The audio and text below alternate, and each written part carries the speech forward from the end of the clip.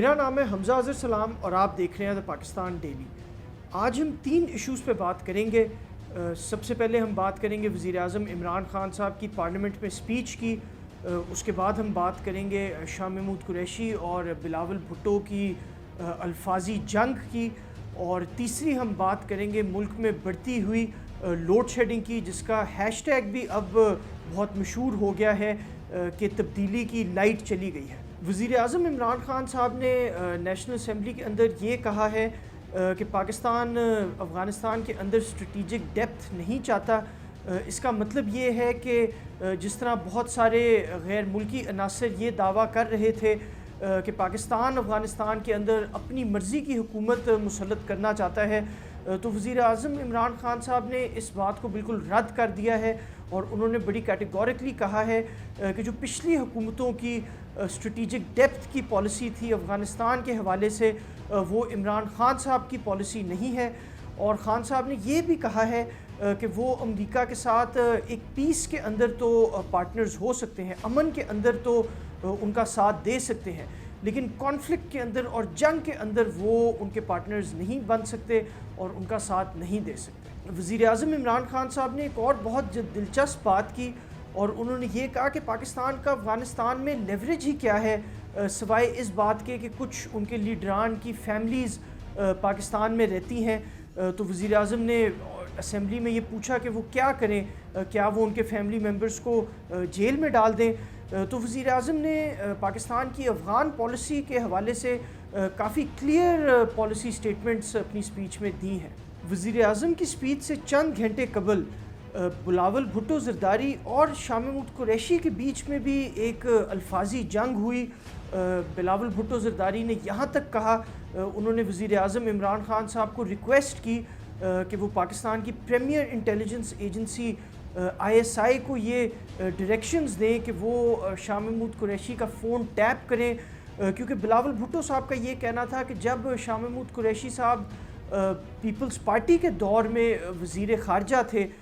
तब वो दुनिया में अपने लिए कैंपेन कर रहे थे और वो यूसुफ रज़ा गिलानी को वज़ारत उज़्मा से हटाना चाहते थे और ख़ुद वज़ीर आज़म बनना चाहते थे। बिलावल भुट्टो ज़रदारी साहब का ये कहना था कि इन्हीं वजूहात की बिना पर शाह महमूद कुरैशी साहब को PPP से निकाला गया और पीपल्स पार्टी की वफाकी काबीना से भी निकाला गया। और इसके रद्द अमल में शाह महमूद कुरैशी साहब का ये कहना था कि बिलावल साहब को वो तब से जानते हैं जब वो इतने से बच्चे थे और उन्होंने उनको बचपन में देखा है जब वो ये स्वीट्स वगैरह खाते होते थे।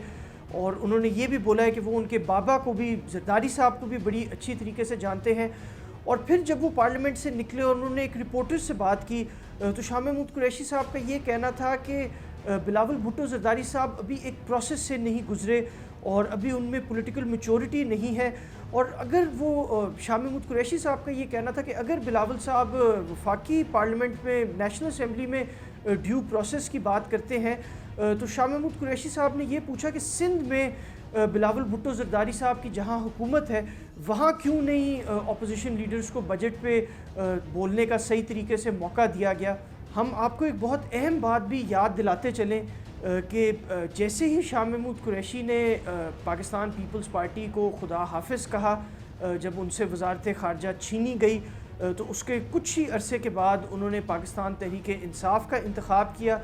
और पाकिस्तान तहरीक इंसाफ की एक रैली पे उन्होंने ये फरमाया कि जो पाकिस्तान के न्यूक्लियर एसेट्स हैं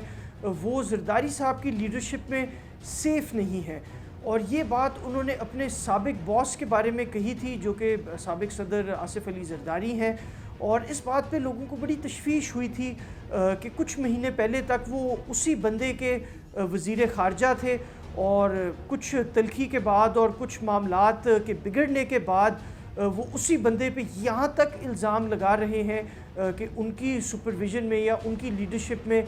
पाकिस्तान के न्यूक्लियर एसेट्स एट रिस्क हैं। अब हम बात करेंगे पाकिस्तान में बढ़ती हुई लोड शेडिंग की। और पाकिस्तान के बड़े बड़े शहरों में और गाँव में, देहातों में दिन में 10-10, 12-12, 15-15, 18-18 घंटे लोड शेडिंग वापस आ गई है। और लेस्को भी और KESC और बाकी جو ادارے ہیں جو الیکٹرسٹی فراہم کرتے ہیں انہوں نے بھی یہ بات ایکسیپٹ کی ہے کہ ایک شارٹ فال ہے جس کی وجہ سے غیر اعلانیہ لوڈ شیڈنگ ہو رہی ہے، لیکن عوام الناس اس ایشو سے بہت تنگ ہے، اس سے کاروبار میں بھی بہت فرق پڑ رہا ہے، فیکٹریوں کو بھی پوری طور پہ انرجی نہیں مل رہی جس کی وجہ سے وہ پوری طریقے سے پروڈیوس نہیں کر سکتے، جس کی وجہ سے ان کی سیلز کم ہوتی ہیں، جب ان کی سیلز کم ہوتی ہیں تو وہ تنخواہیں دینا ان کے لیے مشکل ہوتی ہیں اور نوکریاں بھی کم ہوتی ہیں۔ تو لوڈ شیڈنگ ایک ایسی لعنت ہے جو کہ وزیر اعظم عمران خان کے دور میں پاکستان میں واپس اتنی شدت سے آ چکی ہے، اور پچھلے سالوں میں اتنی زیادہ لوڈ شیڈنگ گرمیوں کے مہینوں میں بھی نہیں دیکھی گئی، مگر اس کے پیچھے جو ایکسپرٹس ہیں وہ صرف یہی دعویٰ کرتے ہیں کہ جو سرکولر ڈیٹ کو بڑی انیفیشینٹ طریقے سے مینیج کیا گیا ہے اور پاور کمپنیز کو جو ٹائملی پیمنٹس نہیں مل رہی، لوڈ شیڈنگ کا اضافہ اس وجہ سے ہوا ہے، اور اس حکومت کی اتنی کیپیسٹی نہیں ہے کہ وہ اس کرائسس کو صحیح طریقے سے مینیج کر سکے۔ ٹویٹر کے اوپر بھی ایک ہیش ٹیگ چل رہا ہے جو اس وقت پاکستان میں ٹاپ ٹرینڈ بھی بن چکا ہے، اور اس ہیش ٹیگ کا نام ہے تبدیلی کی لائٹ چلی گئی۔ تو ابھی حال ہی میں خان صاحب نے بجٹ میں ایک بہت بڑی کامیابی حاصل کی جس میں انہوں نے بجٹ آسانی سے پاس کروایا اپوزیشن کے دعووں کے باوجود، مگر یہ لوڈ شیڈنگ کا اور بجلی کا ایسا یہ کرائسس ہے جو کہ خان صاحب کی پاپولیرٹی کو بہت نیچے لے کے جا رہا ہے، اور جو خان صاحب کے بہت گہرے سپورٹرز ہیں جو ہمیشہ پی ٹی آئی کو ووٹ دیتے ہیں،